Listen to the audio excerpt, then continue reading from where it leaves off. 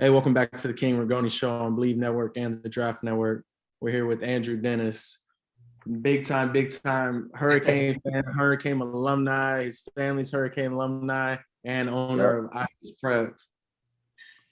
What up, Andrew? Thanks for joining the show today, bro. What's up, man? It's really a pleasure to be here with two great Hurricanes, and I'm excited to talk with y'all and learn a little bit about what your plans are, and you guys can learn a little bit about me. Thank you so much for having me. Yes, sir. As you can see, Andrew is a big Hurricane fan, as everybody can see. So there's always love on his side. First of all, where are you from? Are you from Miami? Yeah, so I was born in Miami in 1989. I have two older brothers, and my mom's side of the family is from Miami. We're all Hurricanes fans. My grandfather, my grandmother, my uncle, my cousins, my mom, so I grew up a big Hurricanes fan. My father's from Philadelphia. He's actually went to University of Michigan. So when I was young, I moved from Miami to Philadelphia. That's where I grew up. So I was just always around football, whether it's Dolphins, Eagles, Hurricanes, Wolverines. But Hurricanes were always my favorite team. Because you got to remember, or you got to understand, for me, growing up, born in 89, the Hurricanes were the best. Like when I was a kid, they were the best. When I was like in my teens, they were the best. So it was a big stunt thing on everyone to be living in Philly and being such a big Hurricanes fan. So yeah, man, I did my undergrad in New Orleans at Tulane University and then came back to Miami in 2012. I did my JD degree to get my law degree, like my uncle, my father, and my grandfather. And I also did my MBA. So I did a dual program, and I've been in Miami ever since. So it's a hard place to leave.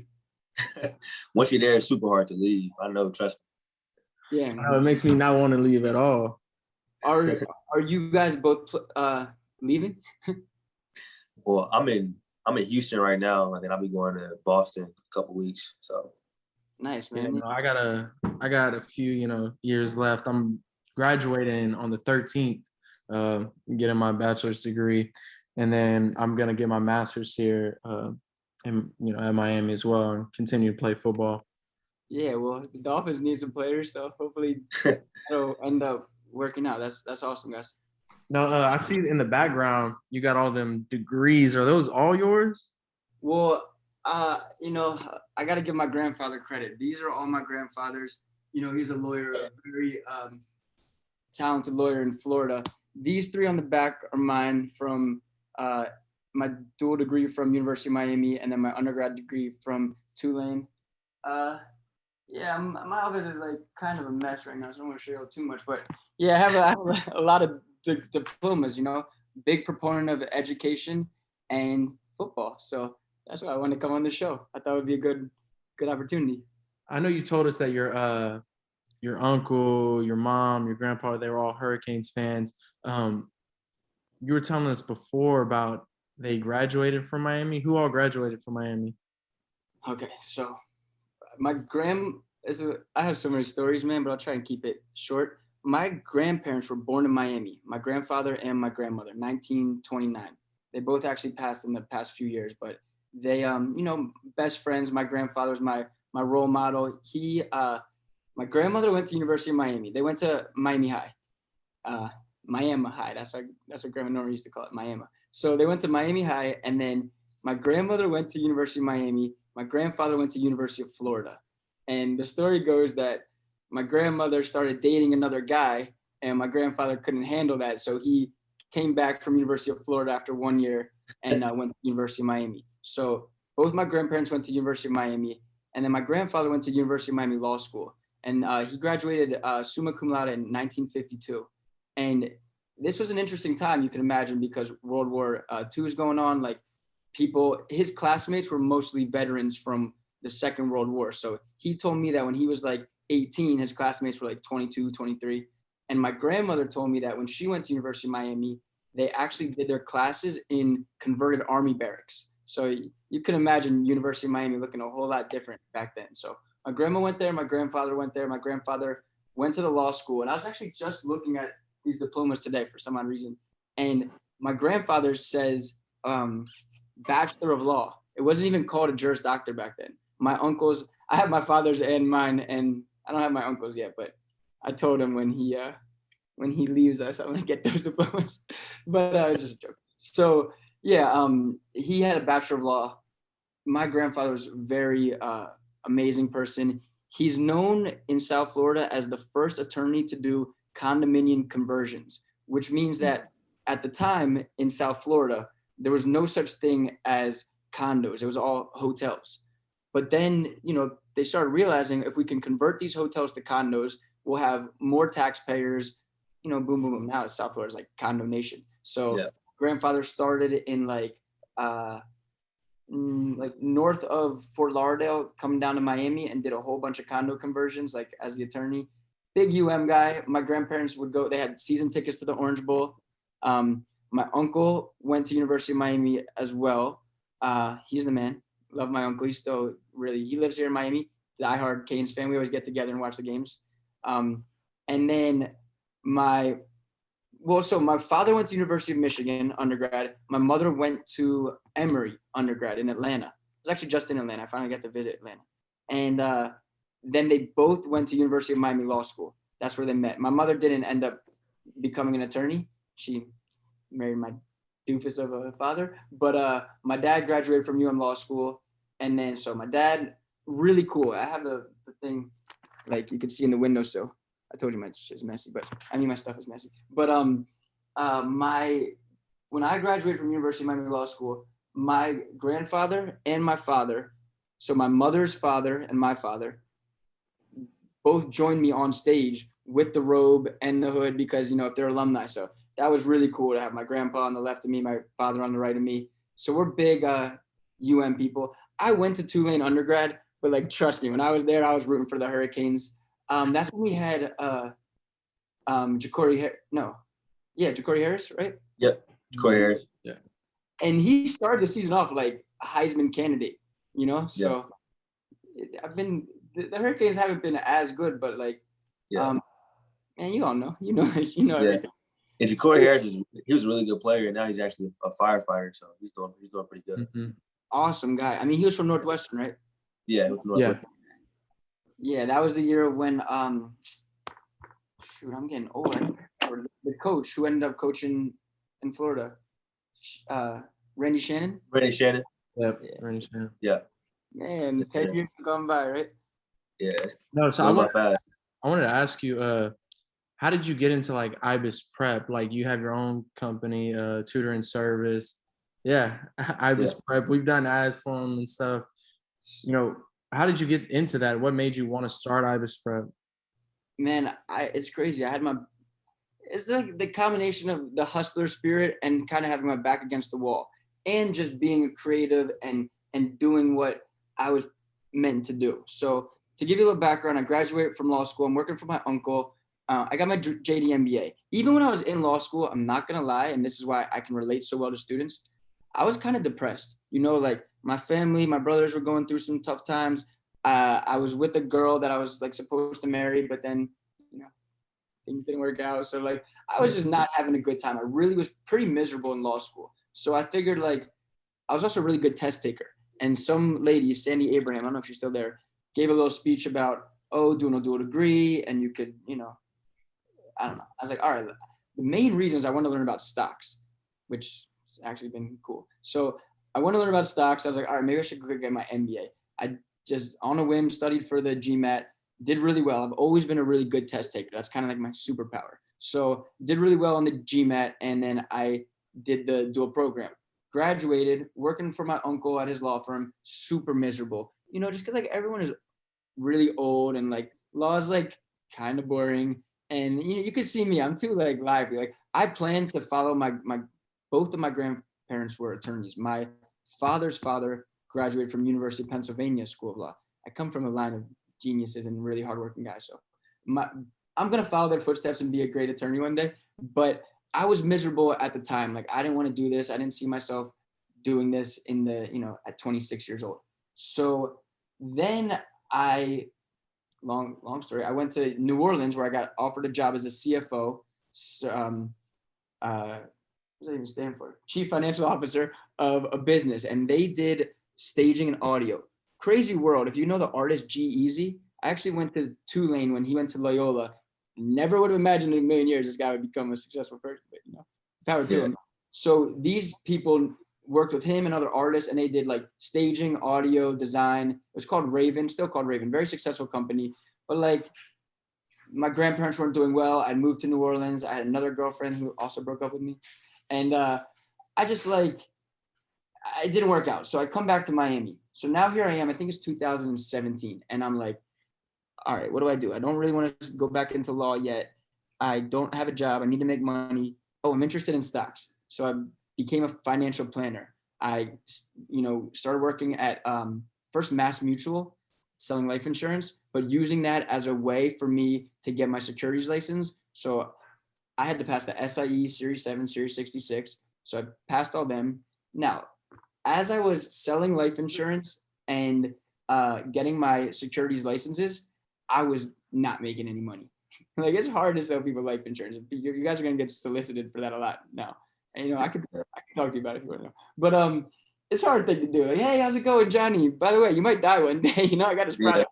Yeah. So wasn't making much money, but man, I'm very proud. Like, I didn't want to ask people for money, even though I know some people I probably could have asked, but I was like, I got to make money. So I did the thing that kind of came naturally to me, which was tutoring. Now, in 2013, when I was a law student, same situation. I've always been a hustler. I was like the first Uber driver in Miami.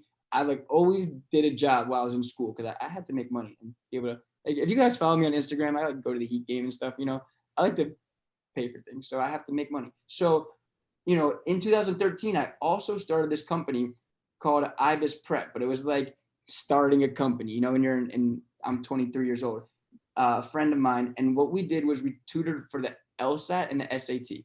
That's how it started. It was just like a side gig in law school, tutoring for the LSAT and the SAT.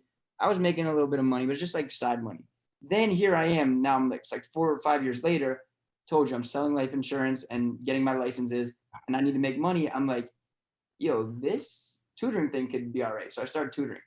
I can't lie when I tell you, my first client was my cousin. I tutored for free for the SAT, and he got Florida Bright Future, so I'm proud about that. And then my second client was literally, and this is a good story for people going into business, because now I'm kind of successful, but at the time I was hustling, and I used to take the train, the Tri-Rail from here. I used to take the Metro to the Tri-Rail from Coconut Grove to like Pompano Beach to teach this lady English for the TOEFL, the testing of English as a foreign language. But in my head, I knew that I was building something. I was like, I knew it. So I was like, it's worth it, getting clients. Like, that's the whole thing, hustling, getting clients. So I do that. I'm like building this business. And then it goes on where I'm actually a financial planner. I have my Series 7, my Series 66. I did it all. Like, I'm the man now, right? Now, here's another problem. Being a financial planner is harder than it sounds too, because there's a lot of them. And who wants to trust a 26-year-old kid with millions of dollars? Like, they want to trust a dude who's been doing it for years. So I was filing battle. And I just always struggle with being like the setup man, I didn't want to be the guy who introduced you to my rich friend so that you could get the bag off him. I didn't feel comfortable. So it kind of got bad for me. Like, I wasn't eating healthy. I was drinking, whatever. And man, I ended up and I was working this, like literally driving around to like schools, like hustling so hard to like be a financial advisor, wearing suit and tie, but being broke, kind of a crazy dichotomy. I ended up in the hospital with stomach ulcers. I'm like 29 years old right now. Yeah. And they said it was the biggest stomach ulcers they ever seen in someone under 30 years old. And I don't know, I guess I was kind of proud of that. But at first they actually thought it was my heart because like I'm very active and I have a really slow heartbeat. So they brought me in there. They thought I was having heart conditions. They did the echo scan, boom, boom, boom. Turns out I have stomach ulcers, which by the way, they either have to go down your throat or up your, so don't do that. Don't get that. Yeah, I've had 2 endoscopies, so they sucked. Your throat hurts afterwards.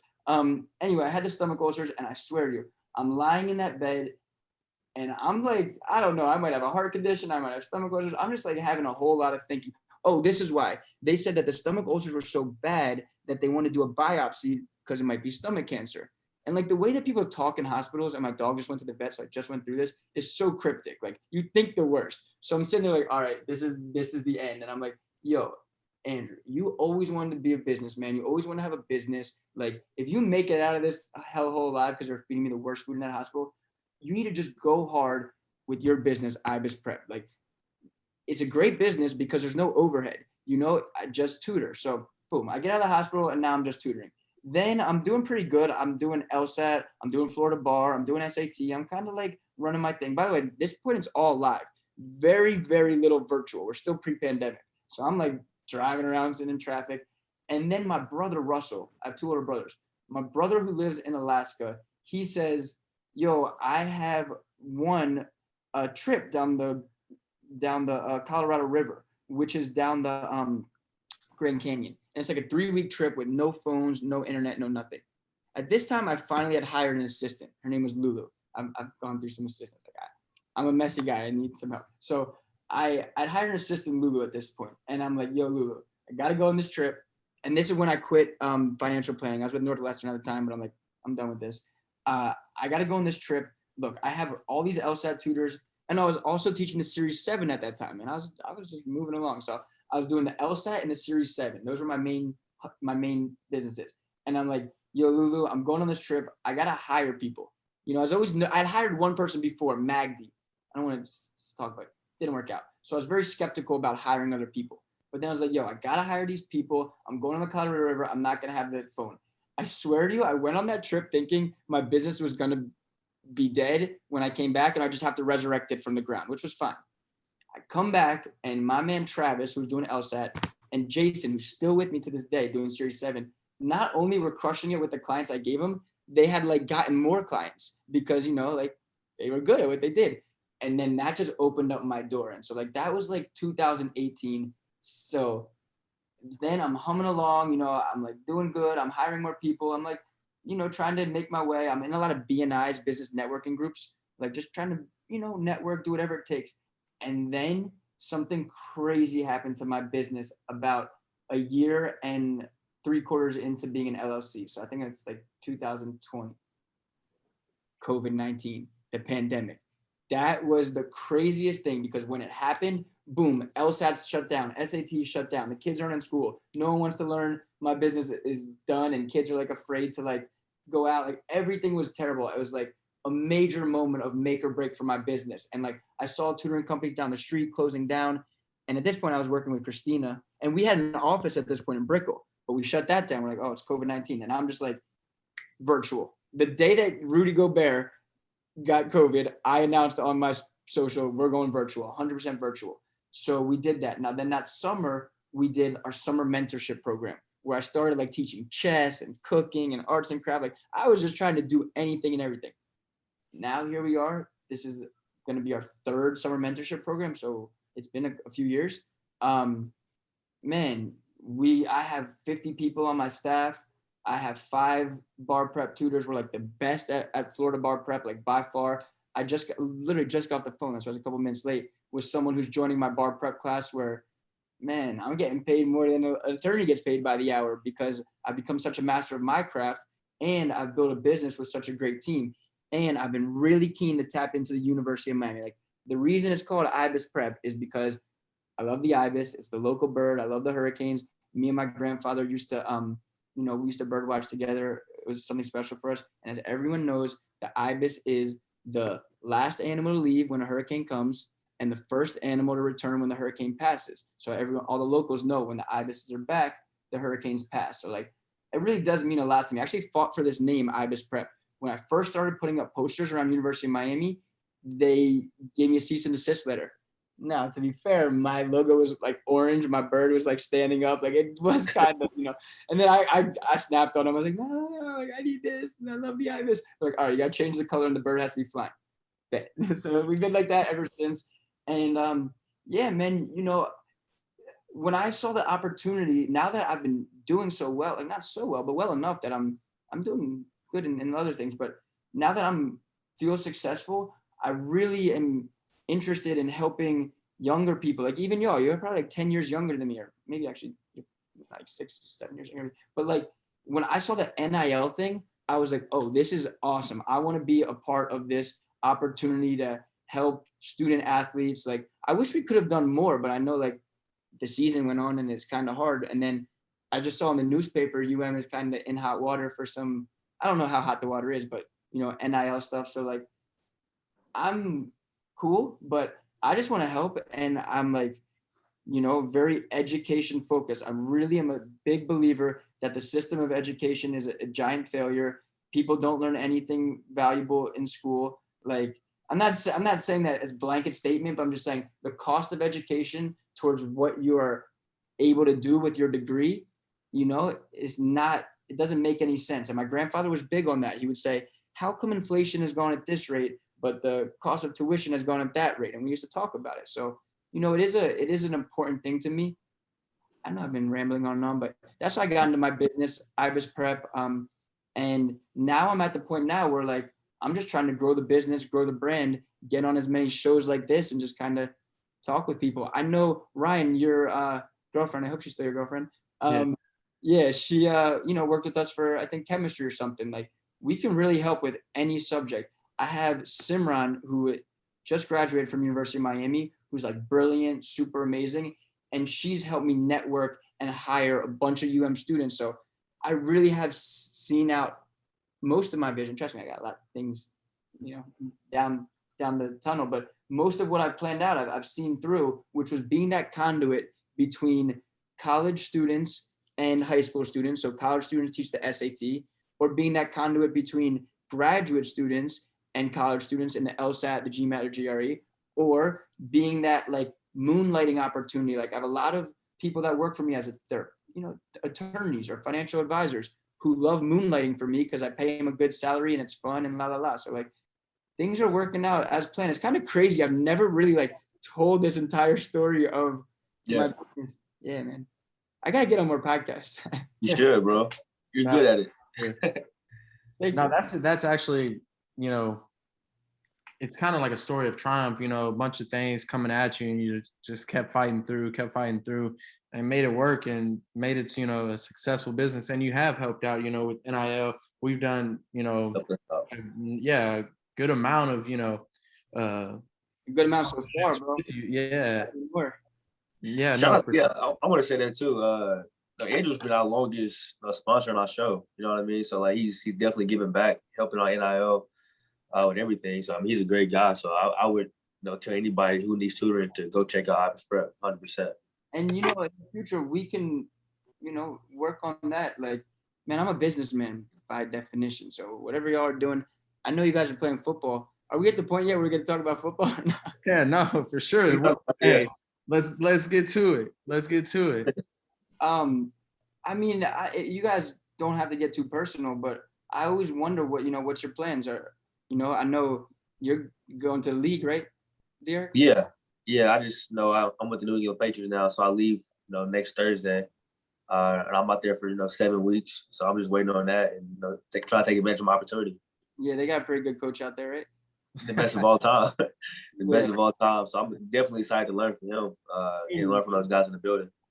Man, I can't believe I get to ask you questions because, man, I was a huge fan of you at Houston, bro. You were doing crazy things. And then, at like injury that kind of ended your season sucked. But what's the difference between Houston and Miami playing those two schools? Yeah, I would say, it was, I had a good time playing at both of those schools, right? But I feel like Miami definitely has a stronger history. Houston has definitely won games, has Heisman Trophy winners, won the Big 12, stuff like that. But it's nothing like playing in Miami, bro. Like, just because, all the support you get, right? You like the hottest show in town. Like, everybody, everybody loves the Dolphins and the Heat and all that. But, the Hurricanes are the main attraction. So, like, just coming to South Florida and seeing how they do it, how the fans get down, how the games are. It was great. I couldn't ask for anything more. And it was a tough decision because you could have came out a year earlier, right? Yeah, bro. So I was telling a story to my girlfriend and my family a couple of days ago. It was like 2018 had a really good season, and I was thinking about going pro. And looking back on it, I probably could have went pro. Probably would have gotten drafted that year. But I decided to come back in 2019 and redshirt and come to Miami. And even I was in Miami 2020, I was playing good enough to get drafted, right? So I was playing good enough. We having a pretty good season. And if you asked me week 7, week 8, was I coming back? It was hell no. You know what I mean? So like, I was thinking about going pro then, and things happen. I felt like I had more to take. I tore my ACL, my meniscus in 2020. So it kind of, I wouldn't say forced me because I wanted to come back as well, but it kind of forced me to come back and do another year. And once you go through an injury, everybody knows you can play football. And you get hurt, it's like, okay, I got hurt last year. There's no way I'm gonna get hurt again. You know what I mean? Like, God, I'm let me get hurt again. And then you come back, you play really 2.5 games, and then you hurt your shoulder. So it's like a lot of things. It's more like I'm so like blessed for opportunity to even go to the NFL now. I just signed my contract, sent it back the other day, and it's crazy. I'm still playing football, and I didn't had 4 to 5 major surgeries. So I'm blessed. How's your body feel after? I feel good. Yeah, I feel good. I feel pretty good. Just rehabbing. I feel like Adam Schefter right now, bro. You said what? I feel like Adam Schefter right now. Like I'm at the like, nah, he's great. Nah, I feel good. I'm ready to go. Yeah, man, that's awesome. And what about you, Ryan? Are you playing ball still? Yeah, I got I actually have 2 more years of eligibility here left at Miami. So, I'm gonna ride it till the wheels fall off. I'm gonna milk this thing. As much as I could get out of it, I'm gonna get. I'll get my master's, things like that. You're still playing on the team right now? Yep, I am. And when spring game, or did it happen? It happened already. It happened a couple weeks ago. Yeah, I was out of town, man. I'm a little bit like, for the first time, not the first time, but like I'm a little bit, I need to catch up on everything. But how'd they look at the spring game? So at the beginning of the spring, obviously new coaches, new staff, you're learning new systems. I've been a huge Cristobal fan forever, man. I'm hyped about this. When I first came to Miami in 2019, that was Diaz's first year. I remember hearing some fans, there's always this buzz on like some guy named Mario Cristobal. I didn't know who he was. There was always these fans tweeting and saying stuff.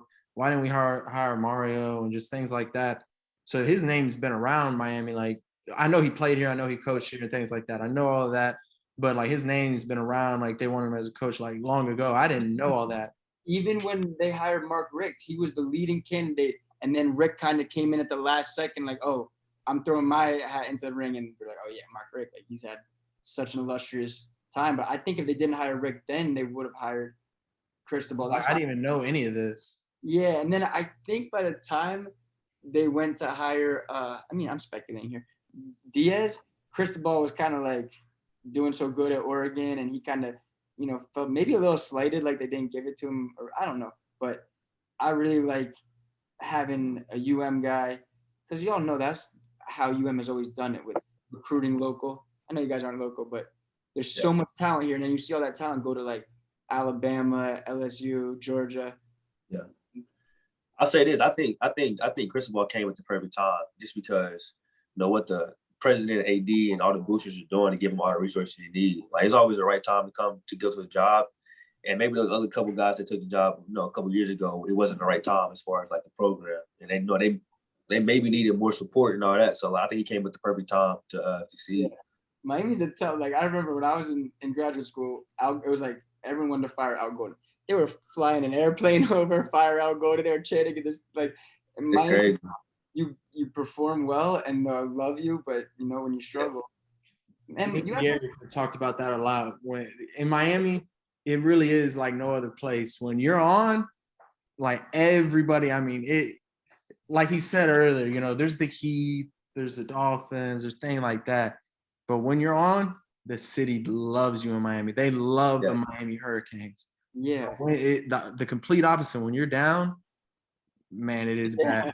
It's bad. I remember 2019 season, we lost a few games, and me, Romeo Finley, and Gilbert, we were about to go somewhere in Coconut Grove, where GB's from. We were about to go, his side of town, and we all had like hurricane stuff on, and GB's like, hold up. He's like, hey, turn your stuff inside out.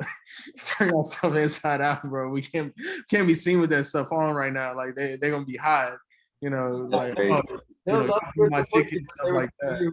They give you a piece of their mind for sure about how they should be running the offense and defense. Like, yeah, man. For me, my earliest memories are like, man, I grew up in the best era, like Edgerrin James, Santana Moss, Ken Dorsey. What's the kick returner? That was my favorite player. Devin Hester? Yeah, Devin Hester, man. Yeah. Like electrifying. And at least in the NFL, they kind of like diminished the kick return.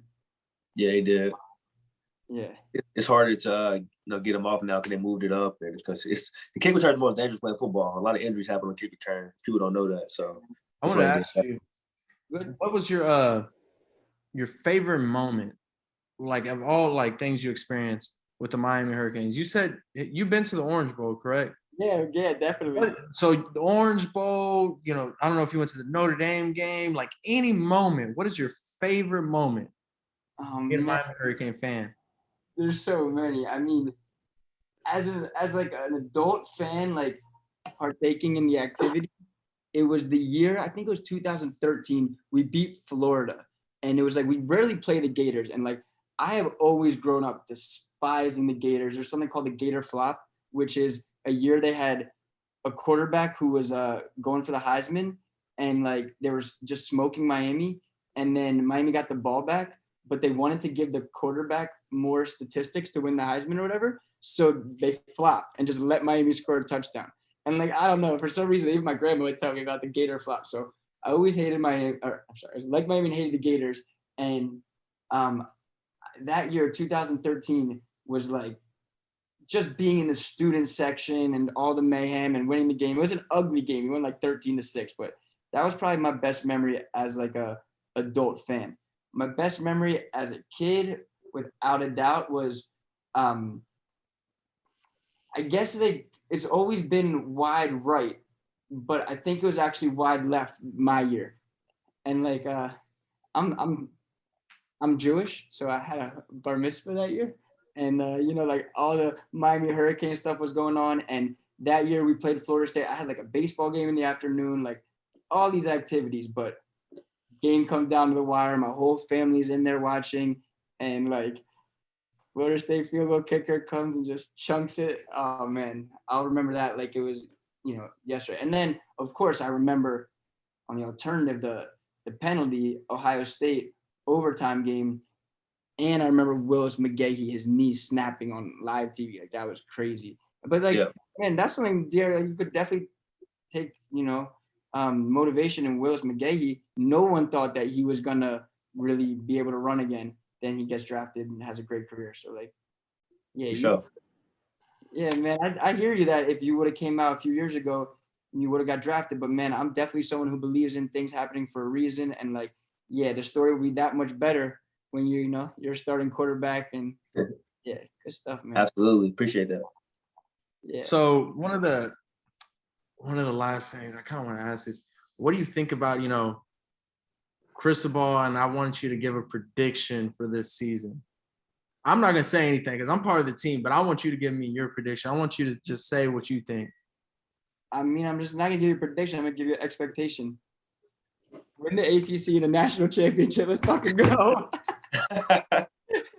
Yeah, I like it. I like it. I like it. Hey, man, who's the schedule? Who we got on the schedule this year? Please don't go with Alabama again. That's like a tough way to end the season. No Alabama. You got A&M. And we play Clemson as well. I'm a big fan. You know, I travel with the team. I've traveled in recent years to Dallas to see us get smoked by LSU. I traveled to the ACC championship game, and I put like $500 on the Hurricanes, and we were down like 38-3 or something. So, yeah, I'd like to have a better season. For sure. They will. They will. I wish you could keep playing. Like, bro, I'm a huge fan of quarterbacks like you. You know what I'm saying? That can run and pass. So I was hoping that, you know, you're going to have a Heisman year. I think I might have actually put a bet on you to win the Heisman at the beginning of the season. No, that's what I literally told people. People were like, oh, you're sponsoring the show? I'm like, dude, this guy's going to win the Heisman, and this is going to be great. And he's going to be on air saying, Prep. So, like, Ibis Preps. Yep. I'm still counting on you to really blow up and have a great career so that I can have that early footage of you supporting. Sure. Appreciate it, bro. I got you. This has been awesome, guys. I really appreciate you.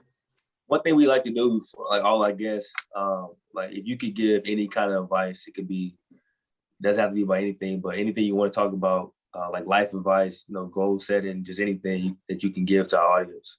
I was asked this question recently. I don't know if I'm having deja vu, but the same answer I'll give is no matter where you are in life, just keep going, just keep pushing. We're all in different places and different spaces. You can't look at the person left of you or the person right of you and see what they have and wish that was you. You just got to be where you are and keep pushing forward, and day by day, inch by inch, make the best decisions and put in that work, and things are going to work out. My grandfather always said this to me: as long as you're committed to working hard, things are gonna work out just fine. I like that. I like that one a lot. Yeah. Sure. I like that a lot.